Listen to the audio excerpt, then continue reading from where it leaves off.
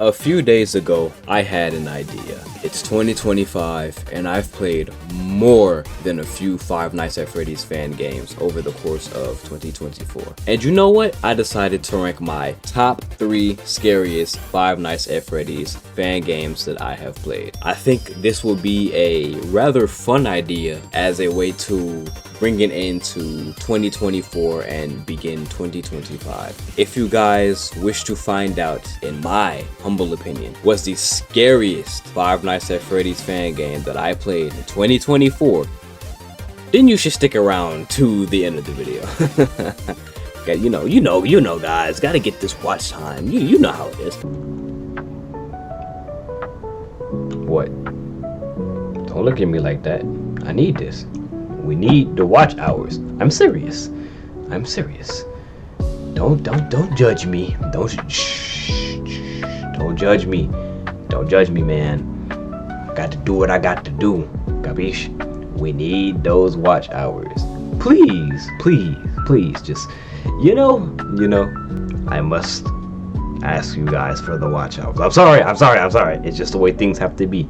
Don't hate crime me, please. So, with all of that being said, let's get into my personal list of the scariest 3 Five Nights at Freddy's fan games that I've played in 2024.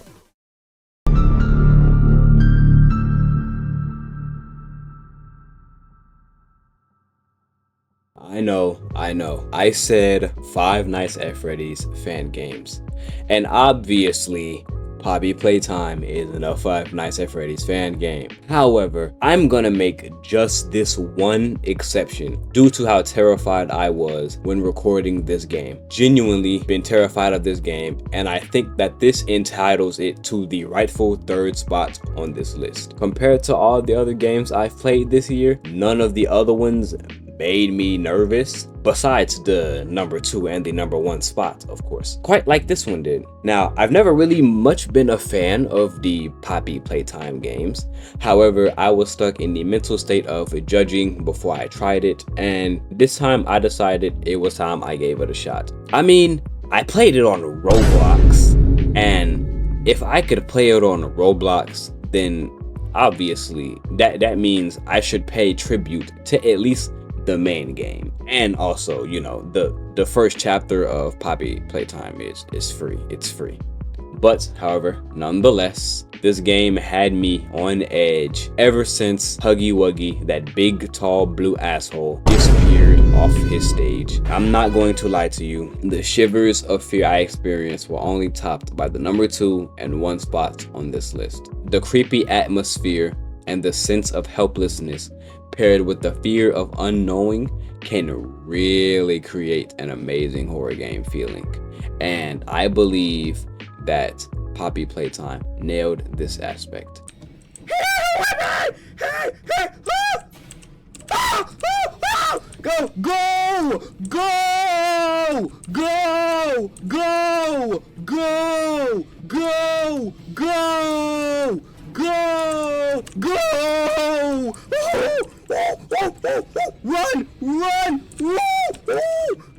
No. I refuse to go out like this. I ain't no punk. No. Mommy, save me. Mommy. Ah! Get it. Go. Oh, good. This is so. What the fuck? Where do I go? Oh. Okay, no. It's cool. I'm going. Run, you got to run! Oh! What the fuck? Oh!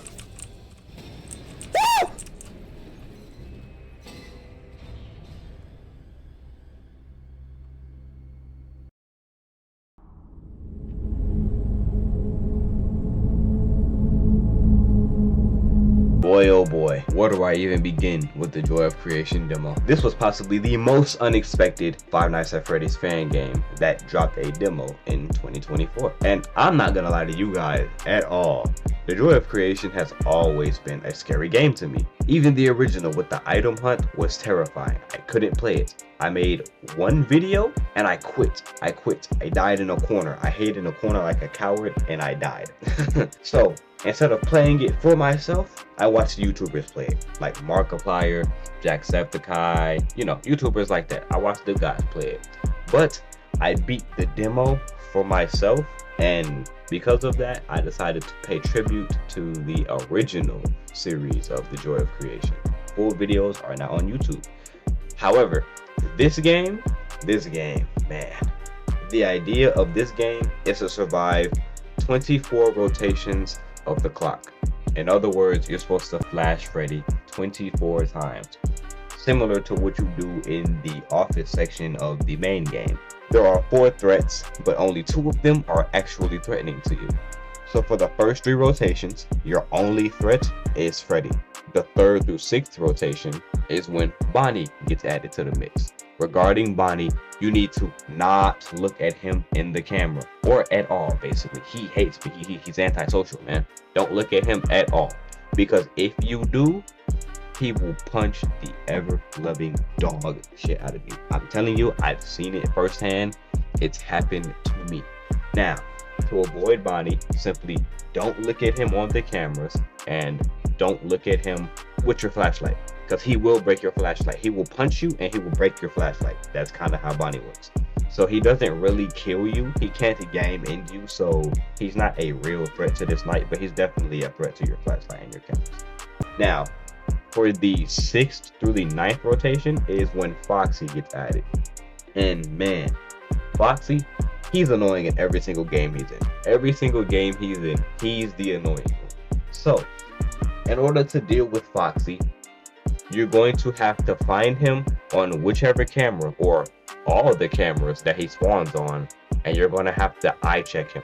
Now, what I mean by eye checking is you're going to need to move your camera cursor over his eyes to make him, I don't know, it'll distort him or something. It'll distort him, and you have to do it a certain amount of times. That way you can send him away. Now, if you don't do it quick enough, if you don't send him away fast enough and he just sits there, his timer will run down and he will come through whichever entrance that he's waiting at, and he will kill you. Just remember to flash Foxy. That's all you gotta do. Now, for the 9th through 12th rotation is when Chica gets added. And Chica, you will know when she's on her way for the first time, because she will spawn a black ink puddle right behind your computer setup in the ceiling, and it'll drip to the floor. Now, to deal with Chica, it's very similar to how you get rid of her in the original game, in the original Office game. To get rid of her, when she pops up, you just need to find her cupcakes and flash her cupcakes. That's it. Find her cupcakes, flash her cupcakes. Now, you have to do it semi-quickly.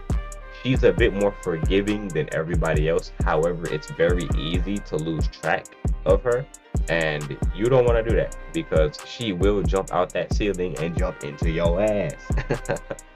Now, from the 12th through the 24th rotation, it's just a survival game. It's just how well can you balance each of the mechanics of the game, which switching the fuses, getting Foxy, not looking at Bonnie, and keeping Chica at bay. If you can master that, then you will beat this game. It's tricky at first. It's difficult to learn at first, but once you get a grasp of the core mechanics, you will have no problem beating this game. Now, me, at first, I was scared. In this video I'm showing you, I was shivering, I was shaking, I was nervous, I was every emotion, I was everything under the sun. But after beating it, I felt like I was on cloud 9, man. Cloud 9. I'm so happy I beat this game. And it deserves the rightful number 2 spot on this list. Unknown.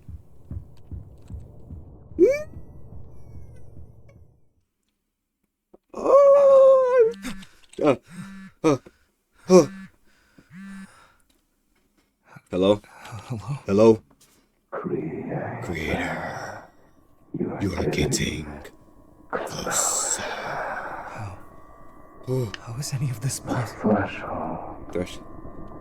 The path. I can see the end. What are you? What does that even mean?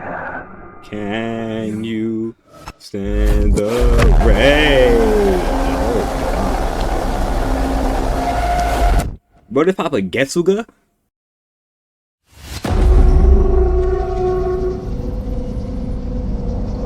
You know what? I'm not even gonna write a script for this game. I'm not even gonna bother. I'm going to speak genuine from the heart on this game. Fuck Shadows Awaken. I hate this game. I hated it. I hated it. I hate free roam Five Nights at Freddy's games. I hated it. I hate Shadows Awaken. I hate it. Now, you guys may be wondering, Kamarion, why do you hate this game so much? But you played it. Well, I hate the game because it was horrifying. It was terrifying. The ambience, the slow pace, the everything about this game was like all of my nightmares jammed into one, and then twerking on itself, and then cloning itself, and then creating babies with the clones of itself, and then the clones everything was bad. Everything was bad. I hated it. The big lanky centipede asshole dude, I hated him. He's so, oh my god. I have genuinely, I will never ever play this again, ever. Even if the full game were to release, I don't think I would play it. I don't think my heart could handle the torment that I was put through while playing this game. It got so bad while playing this game, I literally quit. I quit, man. I quit. I was shaking, shivering, nervous, scared, distraught. I was every emotion that you could possibly feel. Everything that you could feel, I felt that. I know that you guys may have gotten a kick out of the nervousness, the frustration, the horror, the anguish, the everything that I may have felt, but I didn't. I hated it. Everything was shit. It was shit. From the beginning to the end. Even when the main threat wasn't even spawned in the game, it took me 30 minutes because I was so scared just to actually get to the point where the enemy of the game actually was the enemy of the game instead of me just running around the map. Like, it got that bad. It was literally that bad. Now, in the video, like, I was shaking. I wanted, I don't know, I wasn't gonna say I wanted to cry, but goddamn, something close to it. The Shadows Awaken is genuinely the scariest game that I've played this year, and it's no contest, bro. I've played VR horror games, I've played mini Five Nights at Freddy's fan games, I've played mini Five Nights at Freddy's games, I've played a whole bunch of horror games in the span of 2024, and none of them carried the same weight that this centipede did in Shadows Awaken. None of them carried the same weight at all. I was horrified, terrified, whichever scared emotions you guys can come up with synonyms, I was those. Yes. Whatever the audience comes up with, you're right. I'm not going to sit here and deny it. I'm not going to sit here and try to fight you. I'm not gonna, no, I was scared, man. Now, in this game, I don't really remember much about this game because the second I beat it, best believe I quit and I uninstalled it off my computer. I was like, nope. I don't even need a memory of this on my computer. So, in order to beat this game, from my memory, when you spawn in, you have to run around the house and you have to unlock the child's room. Yeah, you have to walk around the house. You have to find the key to open the child's room, and once you do that, you will have to run all the way back down and then click on a painting or a picture. It's one of the two. You have to click on it, and once you do that, the official game will start.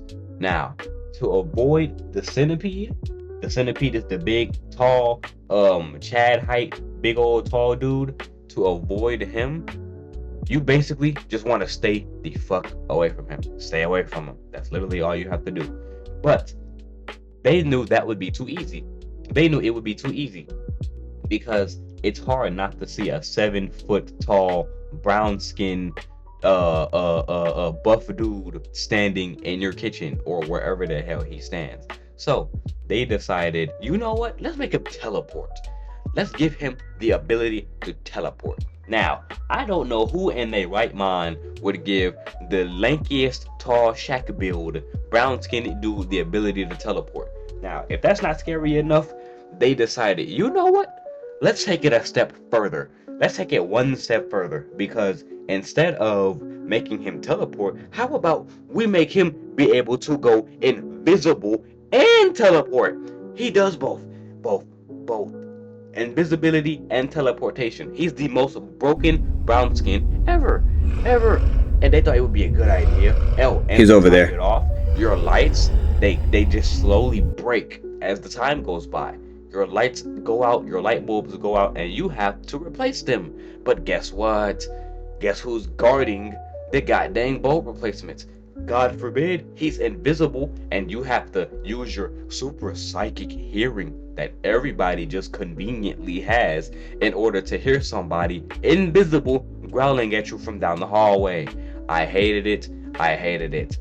Everything about it was bad. And the fact that you go insane so insanely quickly because of the dark, it just makes no, like, bro, it makes sense, but bro, that doesn't mean that it's good. Just because it makes sense doesn't mean that it needs to happen. I'm sorry. We can stop. It doesn't need to happen, bro. So, in order to beat this game, you basically need to avoid the centipede. You need to avoid him, repair lights as necessary, stay in the light, that way you don't go insane and he doesn't catch a free body on you. And basically, you just need to listen to whoever is telling you to do. Whatever they're telling you to do, you just need to listen, follow instructions, don't get caught lacking, keep your lights on, and don't get your cheeks taken. Now, me, I barely got my cheeks taken because I played like a bitch. I didn't die. I ran. I was cowardly. I was everything. So I didn't die all that much. However, that doesn't mean that I wasn't fucking terrified. This was horrible. So yeah, that's all I got to say about this game, man. I spoke from the heart. I didn't even need to script this. I spoke it from, I think sometimes just speaking from the heart is better than scripting, dog. Because this had me terrified, bro. And I will never, ever go back to this game.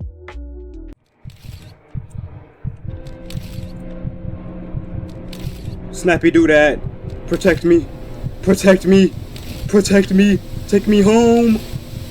Take me home.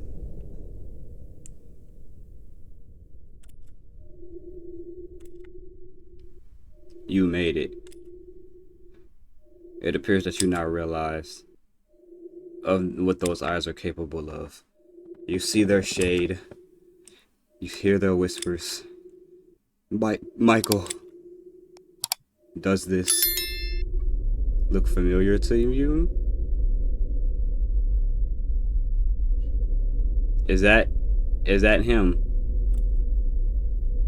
You remember their faces. His creation? It's your best friend's favorite bunny. Perhaps, maybe even your best friend himself.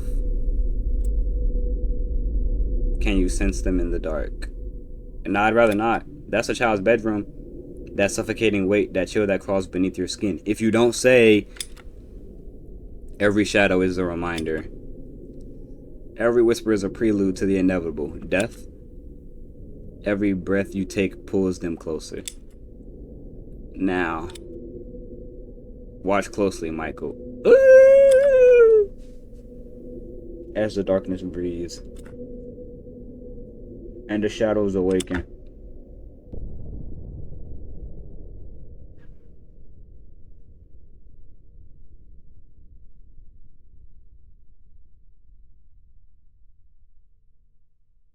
I don't think I can play it.